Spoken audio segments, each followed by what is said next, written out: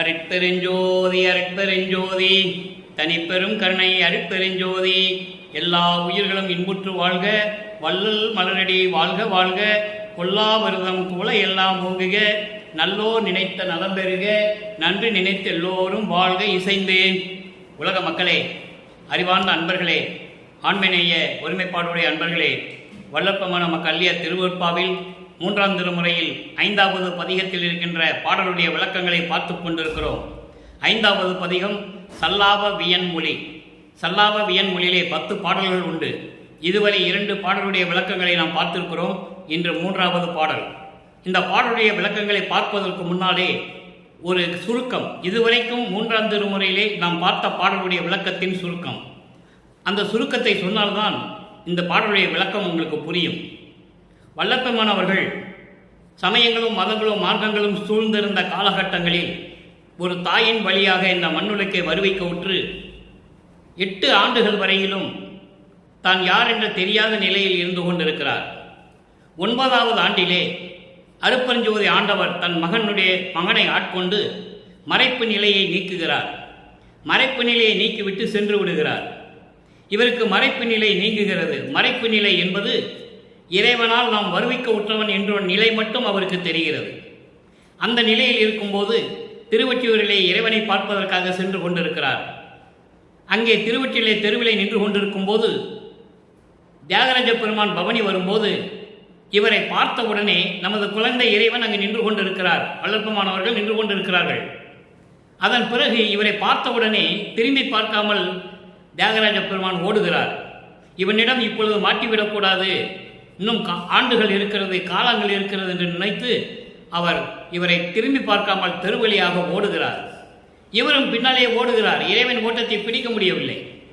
அதன் பிறகு தன்னுடைய மனக்குமுறலை இறைவனிடம் தெரிவிக்க வேண்டும் என்பதற்காக நாரையையும் கிளிகளையும் தூது அனுப்புகிறார். அவர்களை தூது அனுப்பியும் எந்த பலனும் இல்லை. அதன் பிறகு இறைவனை எப்படியும் பார்த்தே ஆக வேண்டும் என்ற எண்ணத்தில் அந்த நிலையில் இறைவனை பார்ப்பதற்காக மீண்டும் திருவொற்றியூர் செல்கிறார். திருவொற்றியூர் சென்றவுடனே இறைவன் பவனி வருகிறார் என்று சொல்லும் பொழுது மக்கள் எல்லாம் வந்து சொல்லுகிறார்கள் என்று திருவொற்றியூரிலே தியாகராஜ பெருமான் பவனி வருகிறார் என்று சொல்லும் பொழுது இவரை பார்க்க செல்ல வேண்டும் என்று நினைப்பதற்கு முன்னாலேயே இவருடைய மனம் உள்ளம் இவரை விட்டு முன்னால் சென்று விடுகிறது. இப்படியெல்லாம் விளக்கங்களை பார்த்திருக்கிறோம். இன்று அந்த நிலைகளெல்லாம் மாறி இறைவன் இவரை தேடி வருகின்ற நிலையில் சல்லாப வியன்மொழி என்ற பதிகத்திலே ஒரு 10 பாடல்களை நமக்கு அருளியிருக்கிறார்கள். நம்மளையெல்லாம் படைத்து காத்து கொண்டிருக்கின்ற அருட்பெருஞ்சோதி ஆண்டவராகிய நமது இறைவன் வல்லப்பெருமானவர்கள் சமயங்களும் மதங்களும் மார்க்கங்களும் சார்ந்திருந்த நிலையில் அவருக்கு சுத்த சன்மார்க்கத்தை பற்றி தெரியாது, அருட்பெருஞ்சோதி ஆண்டவரை பற்றியும் தெரியாது. அதை நீங்கள் நல்லா புரிஞ்சுக்கணும். மகனை சமயங்களிலும் மதங்களிலும் மார்க்கங்களிலும் ஈடுபட செய்து உலகியலிலே உலாவ விட செய்திருக்கிறார். இது இறைவனுடைய திருவிளையாடல். அதனுடைய விளக்கம் என்று நாம் பார்க்க போகிறோம். அதனால் நீங்கள் நன்றாக கவனிக்க வேண்டும். எப்படியெல்லாம் திருவிளையாடல் செய்து தன் மகனை ஆட்டி வைக்கிறார் என்பதை இங்கே ஒரு பாடலிலே இன்று நாம் பார்க்க போகிறோம். அந்த நிலையில் இருக்கும்போது இவர் வீட்டிலே இருந்து கொண்டிருக்கிறார். இறைவன் இவரை தேடி வருகிறார். பாடலை நன்றாக கவனியுங்கள். 3வது பாடல். ஒவ்வொரு பாடலிலும் இறைவனை எப்படி உருவகப்படுத்துகிறார். இந்த பிரபஞ்சம் தோன்றிய காலத்திலிருந்தே சமயங்களும் மதங்களும் மார்க்கங்களும் இறைவனை எப்படியெல்லாம் உருவகப்படுத்தினார்கள். ஈஸ்வர தத்துவத்தை கொண்ட தலைவர்களை, பதத்தலைவர்களை, அதிகார தலைவர்கள் அவர்களை எப்படியெல்லாம் உருவகப்படுத்தினார்கள் என்பதை திருவருட்பாவிலே நமது இறைவன் வல்லப்பெருமானவர்கள் தெளிவாக கூறியிருக்கிறார்கள். சிவபெருமான் என்றும், நடராஜன் என்றும், தியாகராஜ பெருமான் என்றும், சொக்கநாதன் என்றும் இப்படி ஒவ்வொரு ஊர்களுக்கும் ஒரு பெயரை வைத்துக் கொண்டிருந்தார்கள். இறைவன் ஒருவன் தானே, ஒரே இறைவன் தானே, ஒரே பெயர் தானே இருந்திருக்க வேண்டும், ஒரே வழிபாடு தானே இருந்திருக்க வேண்டும். இப்படி பல சூழ்நிலைகளில் வேறுபட்ட கருத்துக்களால் சமயங்களையும் மதங்களையும் மார்க்கங்களையும் மக்களிடையே புகுத்தி மக்களை குழப்பிக் கொண்டிருந்தார்கள். மக்களுக்கு தெரியல, உண்மையான கடவுள் யாருன்னே தெரியல. ஒரு ஊரில் சிவபெருமான் சொல்றாங்க, ஒரு ஊரில் நடராஜன் சொல்றாங்க, ஒரு ஊரில் தியாகராஜ பெருமான் என்று சொல்றாங்க. அப்போ மக்களுடைய நிலை மாறுபடுகிறது. அதையெல்லாம் நீக்க வேண்டும் என்பதற்காகத்தான் தன் மகனை சமயங்களிலும் மதங்களிலும் மார்க்கங்களிலும் ஈடுபட செய்து அதன் பிறகு சமரச சுத்த சன்மார்க்கத்தை கொடுத்து மக்களிடையே சமரச சுத்த சன்மார்க்கத்தை தெளிவுபடுத்துவதற்காகத்தான் வல்லப்பெருமானை இந்த மண்ணுலைக்கு வருவிக்க செய்தார் அருட்பெருஞ்சோதி ஆண்டவர் என்பதை நீங்கள் புரிந்து கொள்ள வேண்டும். இப்போ இந்த பாடலுடைய விளக்கத்தை பார்க்க போகிறோம். நன்றாக கவனியுங்கள். 3ஆம் திருமுறை 5வது பதிகம் சல்லாவ வியன்மொழி. சல்லாவ வியன்மொழி என்பது காதலனும் காதலியும் சந்தித்து கொண்டால் எப்படி இன்பமாக பேசிக் கொண்டிருப்பார்கள், எப்படி உரையாடல் நடந்திருக்கும், இதை மையமாக வைத்து இறைவனை காதலனாகவும் தன்னை காதலியாகவும் வர்ணனை செய்து இந்த பாடலை நமக்கு அருளியிருக்கிறார்கள் நமது இறைவன் வல்லற்பமானவர்கள் என்பதை இங்கே பதிவு செய்ய நான் கடமைப்பட்டிருக்கிறேன். இப்போ பாடலை பாருங்க. கருதருக்கு அறியார், கருதருக்கு அறியார், கரியார் முன் காண கிடையா கலலடியார். பாடல் அற்புதமான பாடல், பிரபஞ்சத்தின் உண்மையை கூறக்கூடிய பாடல். இதற்கு விளக்கங்கள் நின்று நிறைய இருக்கின்றன, நன்றாக கவனியுங்கள். கருதருக்கு அறியார், கரியார் முன் காண கிடையா கலலடையார். மருதத்து உறைவார், மருதத்து உறைவார். திருவொற்றி வாணர், திருவொற்றி வாணர் இன்று என் மனைக்கு உற்றார். வல்லப்பெருமான் சொல்றாங்க, இறைவன் தன் வீட்டுக்கு எப்படி வந்தார் என்பதை சொல்லுகிறார். இப்போ திருவொற்றியூருக்கு போக வேண்டிய நிலை மாறிவிட்டது. மனம் சலித்து விட்டது அவருக்கு. பார்க்க சென்றாலும் பார்க்க முடியல. தன்னை பார்த்து இறைவன் ஓடுகிறார். தூது அனுப்பினாலும் பதில் இல்லை. அதனால் திருவொற்றியூர் போவதை நிறுத்தி கொண்டார். அப்போ இறைவன் மகனை தேடி வந்து கொண்டிருக்கிறார். சமங்களையும் மதங்களையும் மார்க்கங்களையும் சார்ந்த இறைவன் தியாகராஜ பெருமான். அதை பின்னாலே எப்படி அருட்பெருஞ்சோதி சொல்லுகிறார் என்பதை நீங்கள் கவனித்துக் கொள்ள வேண்டும். மனைக்கு உற்றார், தருதற்கு என் பால் என்று வந்தீர் என்றேன், நீதான் என்றார், நீதான் என்றார். வருதற்கு உரியீர் வாரும் என்றேன், வந்தேன் என்று மறைந்தாரே. வந்துட்டு கூட மறைஞ்சுக்கிட்டாரு. வீட்டுக்குள்ள இருந்துட்டு பதில் சொல்றாரு, வெளியிலிருந்து அவர் கேட்கிறாரு. இதான் பாடல். இப்ப இந்த பாடலுடைய பதவுரை பாருங்க, அதன் பிறகு விளக்கம். பாடலுடைய பதவுரை கருதருக்கு அறியார். கருதருக்கு அறியார் என்பது யாருமே நினைத்து பார்க்க முடியாத நிலையில் இருக்கின்ற இறைவன். விண்ணுலகோர் மண்ணுலகோர் யாருமே சரி, தேவர்களும் சரி மனிதர்களும் சரி, யாரும் பார்க்க முடியாத நிலையில் இருக்கின்ற இறைவன். அதான் கருதருக்கு அறியார். கரியார் முன் காண கிடையா கலலடியார். இங்கே கரியார் என்பது திருமால். திருமால் ஏற்கனவே இறைவனுடைய திருவடியை பார்ப்பதற்காக பல யுகங்களாக முயன்றும் பார்க்க முடியவில்லை. அப்படிப்பட்ட திருவடியை உடையவர். திருமால் காண முடியாத திருவடியை கொண்ட இறைவன் மருதத்து உறைவார். மருதத்து உறைவார் என்பது இங்கே ஒரு ஊர் இருக்கு. அந்த ஊர் பெயர் திருவிடை மருதூர். திருவிடை மருதூர், திருவிடை மருதூரில் இருக்கின்ற இறைவன் திருவொற்றியூரில் இருக்கின்ற இறைவன். இறைவனை எப்படியெல்லாம் சொல்றார் பாருங்க. ஏன்னா திருவிடை மருதூரிலே ஒரு திருவிளையாடல் நடந்திருக்கும், திருவொற்றியூரிலே ஒரு திருவிளையாடல் நடந்திருக்கும், சிதம்பரத்திலே ஒரு திருவிளையாடல் நடந்திருக்கும், சீர்காழியிலே ஒன்று நடந்திருக்கும். இவங்கெல்லாம் சமயங்களையும் மதங்களையும் மார்க்கங்களையும் சார்ந்த இறைவர்கள், ஈஸ்வர தத்துவத்தை கொண்டவர்கள். இவர்களுக்கு அருட்பெருஞ்சாண்டவருக்கு நிறைய வித்தியாசம் இருக்கு, அதை நீங்க புரிஞ்சுக்கணும். அப்ப இதிலிருந்து இருந்து கொண்டு இல்லை என்று சொல்லிவிட்டு எப்படி சுத்த சன்மார்க்கத்துக்கு அருட்பெருஞ்சோதி என்று சொல்லுகிறார். அதை தான் இப்ப இன்னைக்கு நம்ம பார்க்க போறோம். அப்போ திருவிடை மருதூரில் இருக்கின்ற இறைவன், திருவொற்றியூரில் இருக்கின்ற இறைவன் என்று என் மனைக்கு உற்றார், இன்னைக்கு என் வீட்டுக்கு வந்தார். நல்ல கவனிக்கணும் நீங்க. அப்போ திருவொற்றியூர் போறதை நிறுத்திக்கிட்டார் வல்லப்பெருமானவர்கள். அப்போ வல்லப்பெருமானவர்கள் இந்த மண்ணுக்கு வருவிக்க விட்டு 24 ஆண்டுகள் ஆகிறது. வல்லப்பெருமானை பற்றி கூறும்போது வயதை சொல்லக்கூடாது. இறைவனுக்கு வயது இல்லை. அவதாரம் எடுக்கின்றவர்கள், பதத்தலைவர்கள், அதிகார தலைவர்கள், இறந்து செத்து செத்து புறக்க இருக்கின்றவர்களுக்கு தான் வயது உண்டு. அருட்பெருஞ்சோதி ஆண்டவருக்கும் வல்லப்பெருமானுக்கும் வயது இல்லை. மீறி எல்லாத்துக்குமே வயது உண்டு. அந்த வயது ஆயுள் காலம் முடிந்தோடனே செத்து போகணும், திருப்பி போய் பறக்கணும், அவ்வளவுதான் வித்தியாசம். அப்போ வல்லப்பெருமானை பற்றி சொல்லும்போது வயதை பற்றி சொல்லக்கூடாது. வருவிக்க உற்ற ஆண்டிலிருந்து 24 ஆண்டுகள் அப்போ நிறைவடைந்து விட்டது. 1ஆம் ஆண்டிலிருந்து 51 ஆண்டுகளை அருட்பெருஞ்சாண்டவர் 8 பிரித்து அந்த 8 ஆண்டுகளுக்குள் எப்படி தன் மகனுக்கு அருளை தருகிறார் என்பதுதான் திருவருப்பா. அதான் கான்செப்ட். இப்போ 24வது ஆண்டில் வருவிக்க விட்டு 24வது ஆண்டில் இருந்து கொண்டிருக்கிறார் வல்லற்பமானவர்கள்.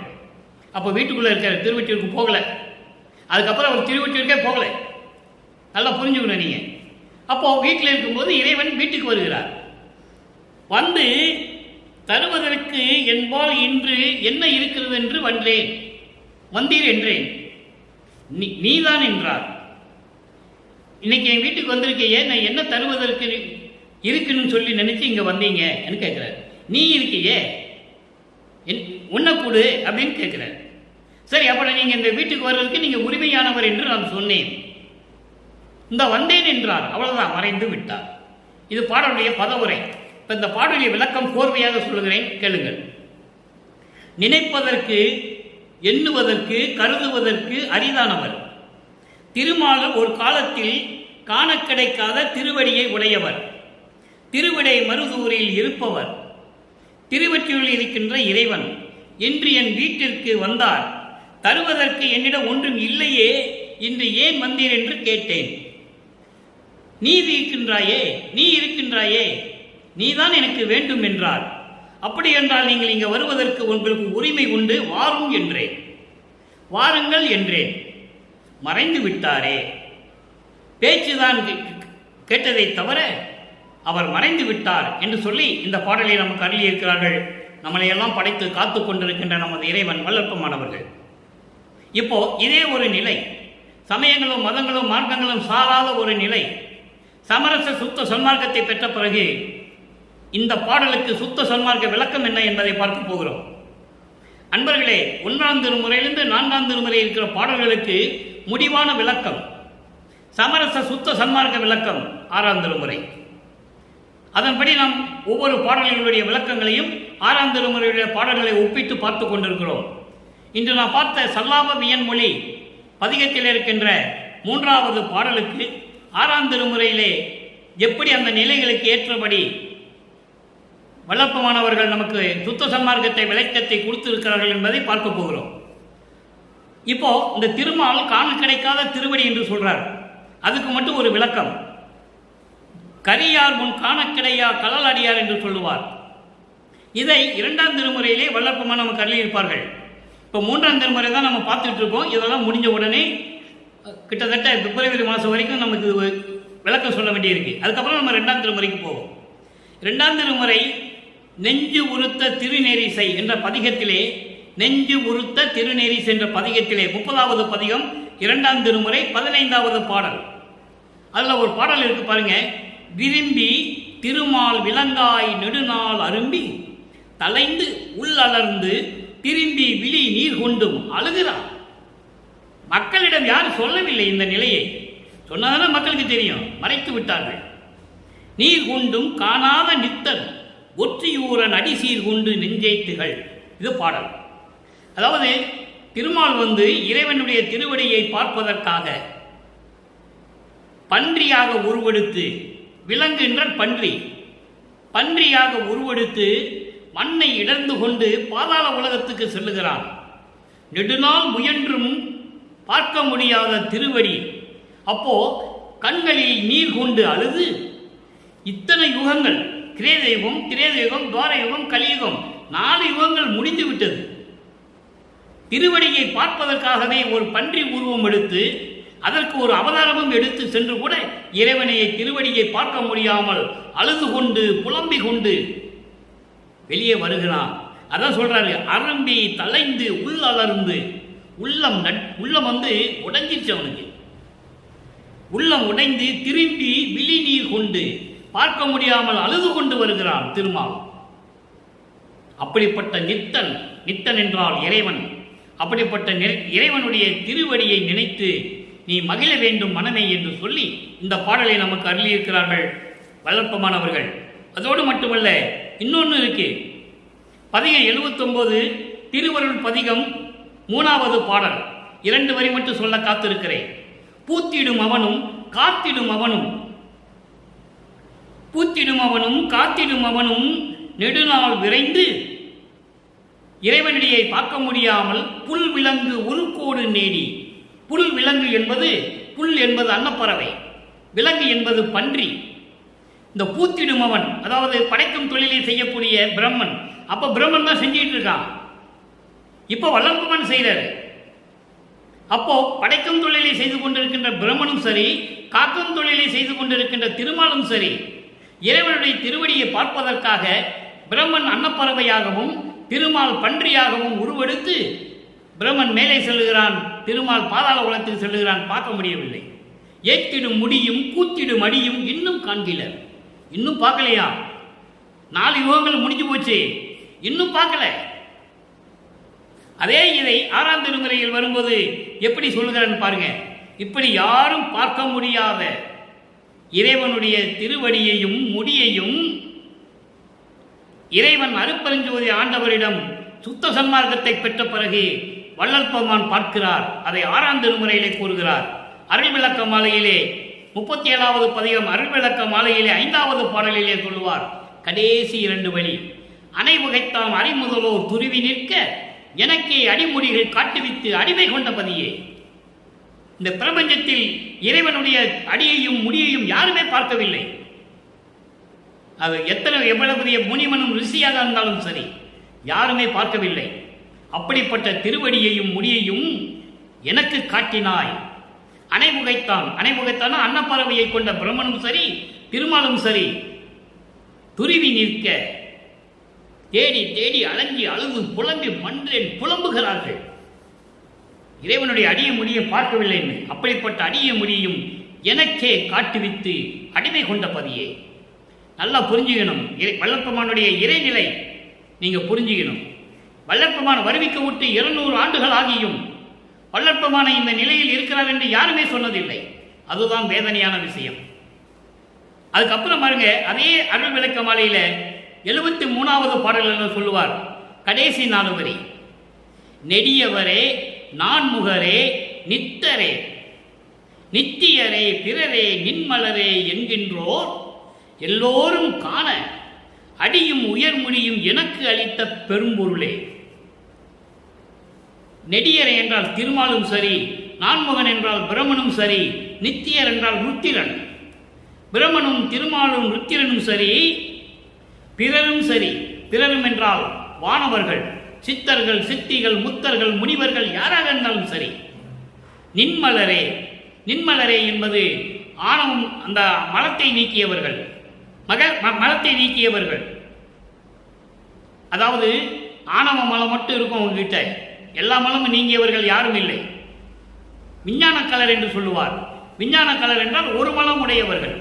ஒரு மலம் உடையவர்கள் என்றால் ஆணவ மலை உடையவர்கள். ஆணவ மலம் இயற்கை மலம். ஏன் நடராஜனுக்கே உண்டு என்று சொல்லுவார். நடராஜபதி மலையிலே சொல்லுவார், உனக்கே ஆணவ மலம் இருக்கிறது என்று சொல்லுவார். ஆனால் வல்லற்பெருமான் எல்லா மலங்களையும் நீக்கியவர். அதை நீங்கள் நல்லா புரிஞ்சுக்கணும். அருட்பெருஞ்சோதி ஆண்டவருக்கு பிறகு எல்லா மலங்களையும் இந்த பிரபஞ்சத்தில் நீக்கியவர் வல்லற்பெருமான் ஒருவர் தான். அப்ப இவர்களெல்லாம் பார்க்கும்படி எல்லோரும் இறைவனுடைய அடிய முடியும் பார்க்காமல் திணறிக் கொண்டிருக்கும் போது எல்லாருக்கும் தெரியும்படி பார்க்கும்படி இவருக்கு காட்டுகிறார், மகனுக்கு காட்டுகிறார் அடியும் முடியும்.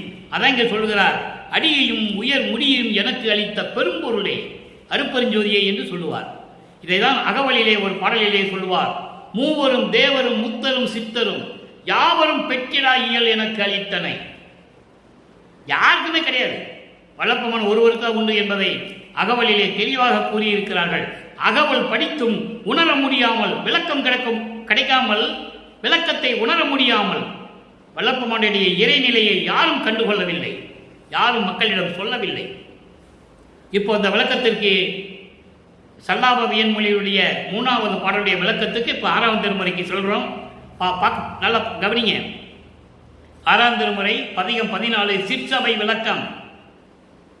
சிற்சபை விளக்கம் என்பது சத்தியஞான சபையிலே இறைவனுடைய அருள் எப்படி இருக்கிறது, அங்கே சமயங்களும் மதங்களும் மார்க்கங்களும் சார்ந்த காலகட்டத்தில் திருவொற்றியூரில் இருக்கின்ற இறைவன் என்று சொல்லுவார், தில்லையிலே இருக்கின்ற இறைவன் என்று சொல்லுவார், சிதம்பரத்திலே இருக்கின்ற இறைவன் என்று சொல்லுவார், திருவாரூரில் இருக்கின்ற இறைவன் என்று சொல்லுவார். அவர்களெல்லாம் அப்போ இறைவனுக்கு சுத்த சன்மார்க்கம் கிடைக்கவில்லை, வல்லற்பெருமானுக்கு கிடைக்கவில்லை. சுத்த சன்மார்க்கத்தை தந்தையிடமிருந்து பெற்ற பிறகு எப்படி இறைவனை சொல்லுகிறார்? சிற்சபை விளக்கம். மூணாவது பாடல். அங்கே இருக்கின்ற மூணாவது பாடலுக்கு சுத்த சன்மார்க்கத்தினுடைய முடிவான விளக்கம் இங்கே மூணாவது பாடல். சூழ்விழாது உழல் மனத்தினால் சுழலும் துட்டனேன், அருள் சுகம் பெரும்பதி நின் வாழ்வு வேண்டினேன், நின் வாழ்வு வேண்டினேன் வந்து நிற்கின்றேன், வள்ளலே உன்றன் மனக்குறிப்பு அறியேன், ஊழ் விடாமையில் அரைக்கணம் எனினும் உன்னை விட்டு அயல் ஒன்றும் அறியேன், தாழ்விழாத சீர்தரும் வடலரசே, சத்திய சபை தனிப்பெரும்பதியே, தச்சிய சபை தனிப்பெரும்பதியே. இறைவனை எப்படி சொல்றார் பாருங்க. சத்தியஞான சபையில் இருக்கின்ற தனிப்பெரும்பதியம். தனிப்பெரும்பதி என்றால் அருட்பெருஞ்சோதி. அதாவது ஆதியும் அந்தம் இல்லாமல் சுயமாக தோன்றிய இறைவன், எந்த தாயில் வயிற்றில் முளைக்காத இறைவன், அவன்தான் அருட்பெருஞ்சோதி ஆண்டவர். இப்போது பாடலுடைய விளக்கம் பாருங்க. அதாவது சூழ்விழாது உன்னை அடைய முடியாமல் துன்பம் கொண்ட மனத்தினால் நான் திரிந்து கொண்டிருந்தேன், துட்டனாக இருந்தேன். துட்டன் என்பது துஷ்டன். அப்படி இருந்து திரிந்து கொண்டிருந்தேன். நான் உன்னை அடைய முடியாமல் மனதிலே துன்பங்களை எல்லாம் சுமந்து கொண்டு திரிந்து கொண்டு ஒரு கெட்டவனாக திரிந்து கொண்டிருந்தேன். அருட்பெரும் சுகம் பெரும்பதி நின் வாழ்வு வேண்டினேன். நீ என்னோடு இருக்க வேண்டும் என்ற வாழ்வை தானே நான் வேண்டினேன். அதாவது கடவுள் நிலையை நான் வேண்டினேன். அருட்பெருஞ்சோதி ஆண்டவரே, நீயாக நானாக வேண்டும், நான் நீயாக வேண்டும். அதான் பல இடங்களிலே திருவெட்பாளை வல்லற்பமான் சொல்லுகிறார், இவன் அவனாகிவிட்டான் என்று சொல்லுவார். இவன் அவனாகிவிட்டான், அந்த நிலையை நான் உனக்கு வேண்டினேன். அதான் இங்கே சொல்றாரு, நின் வாழ்வை வேண்டினேன், வந்து நிற்கின்றேன், உன் முன்னால் வந்து நிற்கின்றேன். உன்னால் இந்த மண்ணுலக்கு வருவிக்க உற்று ஒரு தாயின் கருவறையிலே எனக்கு இருக்க வைத்து பல துன்பங்களை அனுபவிக்க வைத்து இன்று சுத்த சன்மார்க்கத்தை கொடுத்து சமயங்களும் மதங்களும் மார்க்கங்களும் பொய் என்று சொல்ல வைத்து இந்த நிலையை நான் அடைந்து கொண்டிருக்கிறேன். உன்னிடம் வந்து நிற்கின்றேன், உன் முன்னால் வந்து நிற்கின்றேன், எனக்கு பதில் சொல் என்று கேட்கிறார். தந்தையிடம் மகன் கேட்பது இயற்கைதானே? தந்தை மகனுக்கு அருளை கொடுப்பது இயற்கைதானே? வந்து நிற்கின்றேன், வள்ளலே உன்றன் மனக்குறிப்பு அறியேன். அருட்பெருஞ்சோதி ஆண்டவரே, என் தந்தையே, உன் மனதில் என்ன இருக்கிறது என்று எனக்கு தெரியவில்லை. ஊழ் விடாமையல் அரைக்கணம் எனினும் உன்னை விட்டு அயல் ஒன்றும் அறியேன். ஊழ்வினை என்னை விட்டு நீங்காவிட்டாலும் பரவாயில்லை. இங்கே ஊழ்வினை என்பது 3 நிலைகள்: சஞ்சீதம், பிராரத்தம், அகாமியம். சஞ்சீதம் என்பது பல பிறவிகளிலே ஏற்பட்ட ஊழ்வினைகள். பிராரத்தம் என்பது போன பிறவியிலே, முற்பிறவியிலே நடந்தது. அகாமியம் என்பது இப்ப நடந்து கொண்டிருக்கின்ற வாழ்க்கையிலே கண்ட கர்ம வினைகள். இது என்னை விட்டு நீங்காவிட்டாலும் பரவாயில்லை, அரைக்கணம் கூட இனிமேல் நான் உன்னை விட்டு பிரிய மாட்டேன். உன்னை விட்டு அயல் ஒன்றும் அறியேன். உன்னை விட்டு பிரிய மாட்டேன், வேறு ஒன்றும் எனக்கு தெரியாது. தாழ்விழாத சீர்தரும் வடலரசே, எந்த விதமான குறையும் இல்லாமல் அருளை தரக்கூடிய வடலூரில் இருக்கின்ற சத்தியஞான சபையில் இருக்கின்ற அருட்பெருஞ்சோதி ஆண்டவரே, சத்திய சபையில் இருக்கின்ற இறைவனை, தனிப்பெரும்பதியே, அருட்பெருஞ்சோதி ஆண்டவரே என்று சொல்லி இந்த பாடலில் நமக்கு அருளியிருக்கிறார்கள். ஆக இறைவனுடைய நிலையையும் இறைவன் எப்படிப்பட்டவர் என்ற நிலையையும் இங்கே நமக்கு வல்லற்பமானவர்கள் தெளிவாக அருளியிருக்கிறார்கள். சமயங்களையும் மதங்களையும் மார்க்கங்களையும் விட்டாச்சு, சுத்த சன்மார்க்கத்தை வாங்கியாச்சு, சத்தியஞான சபையில் ஒளி நின்னாச்சு. இதெல்லாம் எனக்கு வேணும்னு கேட்குறாரு. அடுத்த ஒரு நிலைக்கு, செல்லாபவியன் மொழியிலே பார்த்த இன்னொரு நிலைக்கு இங்கே ஒரு விளக்கம் இருக்கிறது. பதிகம் 18 திருக்கதவம் திறத்தல். திருக்கதவம் என்பது இறைவனுடைய உள்ளத்தில் உள்ளம் திறக்க வேண்டும் என்று சொல்லுகிறார். உன் உள்ளத்தில் என்ன இருக்குது என்று எனக்கு தெரியவில்லை என்று கேட்கிறார். அதற்கு இங்கு ஒரு பாடலுடைய விளக்கம். உரை கடந்த திருவருள் பேரொருள் வடிவை கலந்து. நல்லா கவனிக்கணும் அன்பர்களை. ஏற்கனவே நான் கூறியது போல நேரத்தை கடக்க வேண்டும் என்பதற்காக மட்டுமல்ல, நேரத்தை கடக்க வேண்டும் என்ற எண்ணத்தில் நான் இதை கூறுவதில்லை. பாடலில் விளக்கம் சொல்ல வேண்டும் என்றால் 15 நிமிடத்தில் சொல்லிவிடலாம், ஆனால் அது முழுமையாகாது. அதனால்தான் ஒவ்வொரு பாடலுக்கும் இவ்வளவு விளக்கங்கள் தேவைப்படுகிறது. உரை கடந்த திருவருள் பேரொழி வடிவை, பேர் ஒளி வடிவை கலந்தே உவட்டாத பெரும் போகம் ஓங்கி உறும் புருட்டே. இறை கடந்து என் உள்ளகத்தை எழுந்து பொங்கி ததும்பி என் காதல் பெரும்பள்ளம் என்னை முற்றும் விழுங்கி. அங்கே காதல் கொள்கிறார்கள். காதலன் காதலியை பார்க்க வருகிறார். தன்னை ஒரு பெண்ணாக உருவகப்படுத்தி சல்லாபவியன் மொழியிலே இறைவனோடு எப்படி பேசுகிறார் என்பதை நமக்கு விளக்கி இருக்கிறார்கள் வல்லற்பமானவர்கள். அதனுடைய விளக்கம் இங்கே இருக்கிறது. என் காதல் பெருவள்ளம் என்னை முற்றும் விளங்கி கரை கடந்து போன போது இனி தாங்க முடியாது. கண்டுகொள்ளுவாய் நீயே என் கருத்தின் வண்ணம் அரசே, திரை கடந்த குருமணியே, சிவஞான மணியே, சித்த சிகாமணியே, என் திருநட நாயகனே. இது பாடல். சமயங்களும் மதங்களும் மார்க்கங்களும் சூழ்ந்திருந்த காலகட்டங்களில் இறைவனை எப்படியெல்லாம் அழைத்தார், எப்படியெல்லாம் உருவகப்படுத்தினார். அப்போ சமரச சுத்த சன்மார்க்கத்தினுடைய தலைவன் அருட்பெருஞ்சோதி. இப்ப சொல்றார் பாருங்க, உரை கடந்த திருவருள் பேரொளி வடிவை கலந்து, அதாவது சொல்வதற்கு அறிய அருட்பெருஞ்சோதி வடிவோடு இருக்கின்ற நீ என்னோடு கலந்து. அந்த வரிக்கு தான் பொருள். திருவருள் பேரொளி வடிவு. என்ன வடிவு? அருட்பெருஞ்சோதி வடிவு. அப்ப அருட்பெருஞ்சோதி வடிவோடு இருக்கின்ற நீ என்னோடு கலந்து உவட்டாத, தகட்ட முடியாத, தகட்டி கொள்ளாத, திகட்டாத பெரும் போகம் ஓங்கி உறும் பொருட்டு எனக்கு அப்படிப்பட்ட பேரின்பத்தை தர வேண்டும். பெரும் போகம் ஓங்கி என்பது பேரின்பம். அந்த பேரின்பம் என்பது என்ன? சிவ அனுபவம்.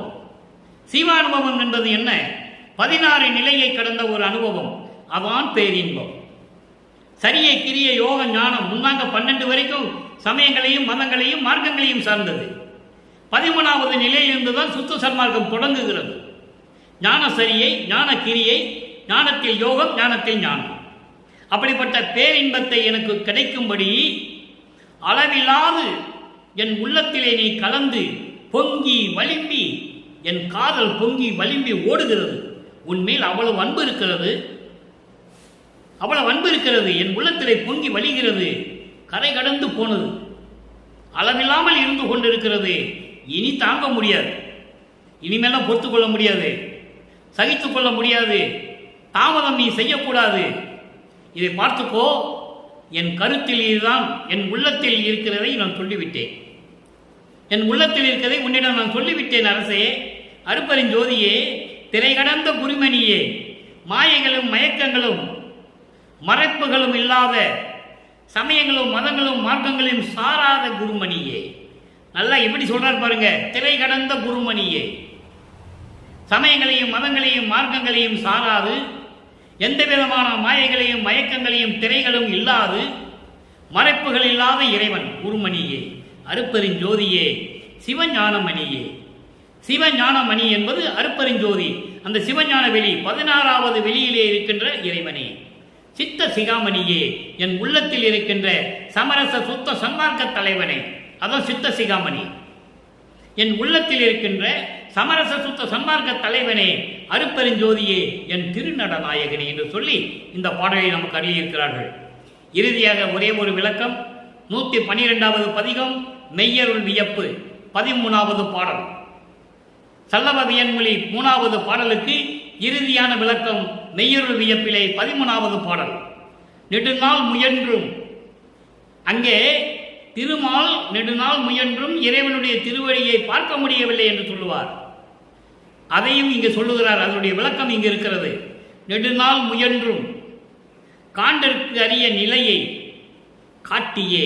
காட்டியே என்பது எனக்கு காட்டியே. நிறைந்து என் அகத்தும் புறத்தும் சூழ்ந்தாய் ஒளியை காட்டியே. நடுநாடிய நின் அருளுக்கு என் மேல் என்ன நாட்டமோ. நாய்க்கு தவிசு இட்டனை. தவிசுனா எனக்குன்னு ஒரு இடம், ஒரு இருக்கை, எனக்குன்னு ஒரு இடம் கொடுத்த நின்றனக்கு இங்கு இது ஓர் ஆட்டமோ. இப்போ மண்ணுலகில் செய்கின்ற இது ஒரு திருவிளையாடலா, இது ஓர் ஆட்டமோ என்று சொல்லுகிறார். அப்போ கலியுகத்தினுடைய கடைசி திருவிளையாடல். நான் இதை அடிக்கடி கூறுவதுண்டு. அதை தான் இந்த பாடலிலே விளக்கத்தை கொடுத்திருக்கிறார்கள். நம்மளை எல்லாம் படைத்து காத்து கொண்டிருக்கின்ற அருட்பெருஞ்சோதி ஆண்டவராகிய நமது இறைவன் வல்லற்பமானவர்கள். இங்கு இது ஓர் ஆட்டமோ. மண்ணுலகில் உன்னுடைய திருவிளையாடலோ என்று சொல்லுகிறார். இப்ப இந்த பாடலிய விளக்கம் பாருங்க. திருமால் பன்றி உருவம் எடுத்து நெடுநாள் முயன்று, எல்லாரும் முயன்றாங்க, யாரும் கிடைக்கல. ஆனா இதுக்குன்னு ஒரு அவதாரம் எடுத்தவன் திருமால், இதுக்கென்றே ஒரு அவதாரம் எடுத்தவன். பன்றி என அவதாரம் எடுத்து உன்னை பார்ப்பதற்கு முயற்சி செய்தும் பார்க்க முடியாத உன்னுடைய இறைநிலையை, அந்த இறை திருவடியை எனக்கு காட்டியே. அப்படிப்பட்ட நிலையில் இருக்கின்ற நீ எனக்கு மட்டும் காட்டினாய். அதோடு மட்டுமல்ல, பரிபூரணமாக என் உள்ளத்தில் நிறைந்து, உள்ளத்திலும் வெளியிலும் நிறைந்து சூழ்ந்தாய் அருப்பெருஞ்சோதியை காட்டியே. இங்கே அகத்தம் புறத்தம் என்பது உள்ளேயும், உள்ளத்திலேயும் வெளியும் என்று சொல்லலாம், உள்ளேயும் புறத்திலும் என்று சொல்லலாம், சூழ தேகத்திலும் சூக்கும தேகத்திலும், சூக்கும நிலையிலும் சூழ நிலையிலும் எனக்கு வந்து காட்டினாயே, அருப்பெருஞ்சோதியை காட்டினாயே. நடுநாட்டிய நின் அருளுக்கு, நடுநாட்டிய நின் அருளுக்கு என்பது என்னையும் உனக்கு சமமாக என்னை நினைத்து உன்னுடன் ஒப்பிட்டு செய்து மகன் என்ற நிலையை எல்லாம் மாற்றி என்னையும் ஆட்கொண்டு நடுநிலை நாட்டி நின் அருளும் என்மேல் என்ன நாட்டமோ, எனக்கு அருளிய இந்த நாட்டம் எப்படி நாட்டமோ என்று எனக்கு தெரியவில்லை. என்ன விருப்பத்தில் நீ செய்து கொண்டிருக்கிறாய் என்று எனக்கு தெரியவில்லை. என்மேல் அப்படி என்ன அன்போ என்று தெரியவில்லை. அதோடு மட்டுமல்ல, இந்த நாய்க்கும், நாய் போன்ற எனக்கும் ஒரு தவிசு என்றால் ஒரு இடம், உன் உள்ளத்தில் ஒரு இடம், உன் உள்ளத்திலே ஒரு இருக்கை. தவிசு என்பது இருக்கை, இடம் என்றெல்லாம் வைத்துக் கொள்ளலாம். இப்படியெல்லாம் நிலையை கொடுத்து என்னை அருளோடு கொடுத்து இருக்க வைத்தாய், செய்வித்தாய். நின்றனக்கு இங்கு ஏது ஒரு ஆட்டமோ. இதெல்லாம் உன்னுடைய ஒரு திருவிளையாடலா? இந்த பிரபஞ்சம் தோன்றிய காலத்திலிருந்து எத்தனையோ திருவிளையாடல்களை செய்து கொண்டிருந்திருக்கிறாய். இதுவும் உன்னுடைய திருவிடையால் தானே. என்னை மகனாக வருவிக்க செய்து இந்த உலகியல் வாழ்க்கையிலேயே என்னை இருக்க வைத்து பல துன்பங்களையும் அனுபவிக்க வைத்து சமயங்களிலும் மதங்களிலும் மார்க்கங்களிலே நெறிகள் எல்லாம் இனி தேவையில்லை என்று எனக்கு விலக்கி கூறி அதையெல்லாம் மக்களிடம் சொல்ல வைத்து அதன் பிறகு சுத்த சன்மார்க்கத்தை கொடுத்து உலக மக்களுக்கு அதை தெரியப்படுத்தி சொல்ல வைத்து எனக்கு அருளையும் கொடுத்து என்னையும் அருப்பெருஞ்சோதி ஆக்கிவிட்டாயே என்று சொல்லுகிறார். இதெல்லாம் உன்னுடைய ஒரு திருவிளையாடல் தானே என்று சொல்லுகிறார். எனவே மக்களே, இறைவனுடைய கடைசி திருவிளையாடல் தன் மகனை இந்த மண்ணுக்கு வருவிக்க செய்தது. இனிமே இறைவனுடைய திருவிளையாடலே கிடையாது. ஒரே இறைவன் அருப்பெருஞ்சோதி ஆண்டவர். இந்த பிரபஞ்சத்திற்கே ஒரே இடம் சத்திய ஞான சபை. இந்த பிரபஞ்சத்திற்கே திருக்கோயில் என்பதை விட சத்திய ஞான சபை அருள் விளங்கக்கூடிய இடம். இந்த பிரபஞ்சத்திற்கே ஒரே இடம் வடலூரில் இருக்கின்ற சத்திய ஞான சபை என்பதை இங்கே நான் பதிவு செய்ய கடமைப்பட்டிருக்கிறேன். ஒரே இறைவன் தான் பிரபஞ்சத்தில், வேறு எந்த இறைவனும் கிடையாது. எல்லா கதைகளும் முடிந்து விட்டது என்று சொல்லுவார். இந்த பிரம்மன், திருமால், ருத்திரன், இந்திரன், அருகர், புத்தன், மத தலைவர் என்று சொல்லக்கூடிய புத்தன், சமண தலைவர் என்று சொல்லக்கூடியவர்கள் எல்லாருமே இறைவனுடைய சிறு அருளை பெற்றுக்கொண்டு இந்த வையகத்துக்கும் வானகத்துக்கும் மனமோடுபடி திரிந்தவர்கள் என்று சொல்லுகிறார். ஆறாந்த மொழியிலே பாடல் உண்டு. அன்பர்களே, இங்கு சொல்லக்கூடிய கருத்துக்கள், விளக்கங்கள் எல்லாமே இறைவனால் அருளப்பட்டது. திருவெட்பாவில் இருக்கின்ற உண்மை. எனது சொந்த கருத்து ஒரு வரி கூட கிடையாது. இறைவன் சொன்னதை உலக மக்களுக்கு சொல்லிக் கொண்டிருக்கிறேன். திருவெட்பாவிலே உண்டு. இறைவனுடைய சிறு அருளை பெற்றுக்கொண்டு இந்த வானத்துக்கும் வையகத்துக்கும் மனம் போனபடி திரிந்து கொண்டிருந்தவர்கள். அவர்களால் இந்த உலக மக்களுக்கு எந்த விதமான பயனும் இல்லை. உலக மக்களுக்கு எந்த பயனும் இல்லை என்று சொல்லுகிறார். விளையாட நின்ற சிறு பிள்ளை கூட்டம் என்று சொல்லுகிறார். விளையாடா நின்றாய் என்பது விளையாட கூட தெரியாத குழந்தைங்க, சின்ன குழந்தைங்க, தவழ்கின்ற குழந்தைகள். அவங்களுக்கு தான் எப்படி விளையாடணும்னு தெரியாது. அப்படி விளையாடா நின்ற சிறுபிள்ளை கூட்டங்கள் என்று சொல்லுகிறார். நல்லா புரிஞ்சுக்கணும் நீங்க. அதோடு மட்டுமா, ஐந்தொழிலையும் தன் தந்தையிடமிருந்து வாங்கிக் கொண்டு இன்று பிரபஞ்சத்தை இயக்கிக் கொண்டிருக்கிறார் வல்லற்பமான் என்பதை நீங்கள் மறந்துவிடக்கூடாது. அப்படிப்பட்ட நிலையில் இருக்கின்றவர் வல்லற்பமானவர்கள். எனவே அன்பர்களே, நீங்கள் அப்படிப்பட்ட இறைநிலையில் இருக்கின்ற அருப்பெருஞ்சோதி ஆண்டவராகிய நமது இறைவன் வல்லற்பமான அவர்களை வணங்கி, அருப்பெருஞ்சோதியும் வல்லற்பமானவர்களும் ஒன்றுதான், தனித்தனி அல்ல. அதனால்தான் சொன்னார் இறைவன் ஒருவன் என்று சொன்னார். நான் அருட்பெருஞ்சோதி ஆண்டவர் ஆகிவிட்டேன் என்று சொல்லுகிறார். அருள் ஜோதி ஆனேன் என்று அறையப்பா முரசு, அருளாட்சி பெற்றேன் என்று அறையப்பா முரசு, மறுசார்பு தீர்ந்தேன் என்று அறையப்பா முரசு, மரணம் தவிர்த்தேன் என்று அறையப்பா முரசு. இது பிரபஞ்சத்தின் வெற்றி உலக மக்களுக்கு சொல்லுகிறார். எனவே அப்படிப்பட்ட நிலையில் இருந்து கொண்டு, சமரச சுத்த சன்மார்க்கத்தில் இருந்து கொண்டு, சமயங்களையும் மதங்களையும் மார்க்கங்களையும் எல்லாம் நீக்கிவிட்டு, அதெல்லாம் தேவையில்லை, பொய் என்று சொல்லுகிறார். பொறித்த மதம் சமயம் எல்லாம் பொய், பொய்யே, அவற்றில் புகழாதே, சிவம் ஒன்றே பொருள் என கண்டறிமின் என்று சொல்லுவார். இது ஞானசரியிலே உண்டு. அதனால்தான் ஞானசரியை படிக்க சொன்னார் வளர்ப்புமானவர்கள். தீபத்தை மண்விளக்கிலே ஒரு தீபத்தை ஏற்றி அதற்கு முன்னால் அமர்ந்து கொண்டு ஞானசரியினுடைய 28 பாடல்களை வேண்டி படியுங்கள் என்று சொன்னார். இறைவனுடைய அருளை பெற வேண்டும் என்று சொன்னார். அப்போ நம்ம சைவ நிலையில் இருக்க வேண்டும், அசைவ உணவுகளை நீக்க வேண்டும். அதை உட்கொள்ளவே கூடாது, மனசில் கூட நினைக்கூடாது. ஏன்னா அந்த பாட்டில் சொல்றாரு, கொல்லா விரதம் தன்னை கொல்லாரை காணில் ஒரு புல் என எண்ணி புறம்பொழிகை என்று சொல்லுவார். கொல்லாமை என்ற ஒரு விரதத்தை எடுத்துக்கொள்ளாதவனை ஒரு மனுஷனை நினைக்காத, ஒரு தூசி மாதிரி நினைச்சு விட்டு போயிருந்து சொல்ற. எதுக்காக சொன்னாரே? உலக மக்களுக்கு தெரியப்படுத்த வேண்டும் என்பதற்காக.